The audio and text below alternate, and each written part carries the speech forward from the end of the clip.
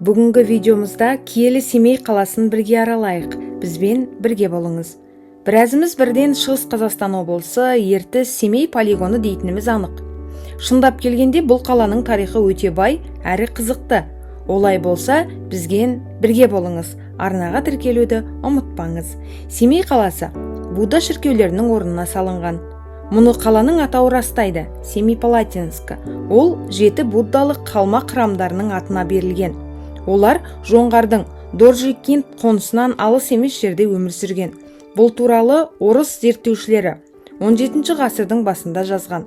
Сондай-ақ олар храмның жиілеген қазақ-жоңғар соғыстарының салдарынан бұзылып жатқанын жазған. 1734 жылы зерттеуші Миллер сарайлардың жартылай бұзылғанын анықтаған. 7 палат деп аталған мекен Ертіс өзенінің шығыс бөлігінде орналасқан. Қалмақтар оны Дархан Зорджин Кит моңғол тілінде атайды. Оның қашан болғанын ешкім білмейді.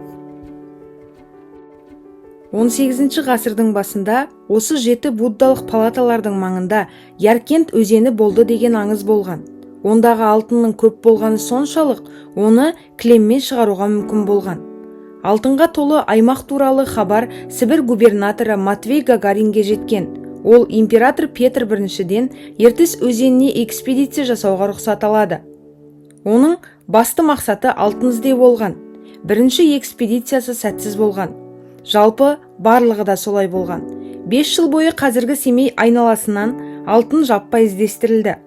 Уақыт өтіп жатты, алтын табылар емес. Сондай-ақ аңыздағы Яркент қаласының іздері де табылмаған. Алтын толы аймақ туралы аңыздар мен өтірік әңгімелер біраз адамды қинағаны сөзсіз. Алайда Семей маңы шынында алтын қорына бай болып шыққан. Бүгінде бағалы металл 8 кен орнында өндіріліп жатыр. Тарихшылар Семей қаласының негізі 1718 жылы қаланғанын жазады. Бірақ бұл біз білетін әрі біз үйренген Семей емес. Ол кезде Қамал қазіргі қаладан өзен ағысының бойымен 18 шақырым жерде орналасқан. Ол жер өте сәтсіз таңдалуына байланысты орны ауыстырылған. Ол сайда орналасқан. Кез келген жау төбеден бақылай алатын болған. Сондай-ақ Ертіс өзенінің арнасы тасып, біраз жұртты әбігерге салғаны болған. Зор тұлғалы алыптар дүниеге әкелген мекен. Бұл ұлы философ әрі жазушы ұлы Абай, Шәкәрім және Мұхтар Әуезовтің, суырып салма әнші Әміре Қашаубаевтың және қазақ футболының отаны. Сондай-ақ мұнда өте көптеген ұлы тұлғалар дүниеге келген. Семейдегі аспалы көпір ТМД-дағы жалғыз және әлемдегі 17 ең үлкен көпір қатарына кіреді. Семей қаласындағы аспалы көпір 2000 жылы 17 қазанда салынған екен. Көптеген адамның есінде Семипалатинск ядролық полигон ретінде сақталуына байланысты Семипалатинск атауы 2007 жылы Семей болып өзгертілді. Жаңа атау жергілікті Семей тау төбесіне байланысты берілген. Айта кетейік, атауы өзгеруі сәтті болған. Өйткені көне түркі тілінен аударғанда Семей рухани орын деп аударылады. Доржикент қалашығы, Семпалат, Семипалатинск бекінісі немесе бұрынғы атауларының тағы біреуі Алаш қала деп те аталған екен. 2023 жылғы санақ бойынша қалада 328.762 адам тұрады. Семейдің негізі 1718 жылы қаланды.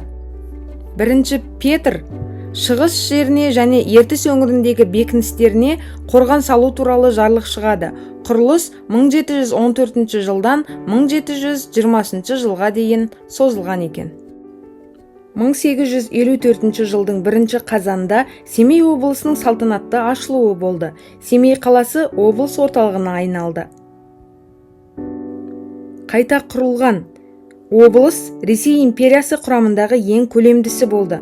1873 жылы Семейде телеграф, ал 1910 жылы телефон және Қазақстандағы тұңғыш су құбыры пайда болды. Семей Алашорданың астанасы болған қала.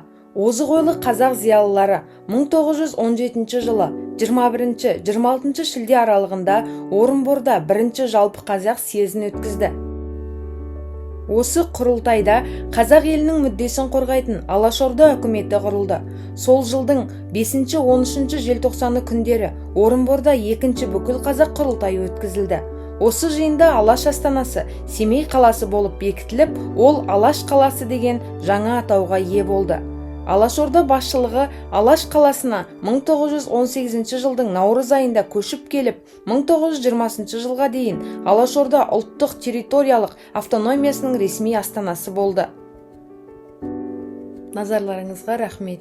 Видео пайдалы болса, каналға жазылып, лайк баса кетуді ұмытпаңыздар. Ал сіз Семей жайлы не білесіз? Комментарий бөліміне өтіп жаза кетіңіз.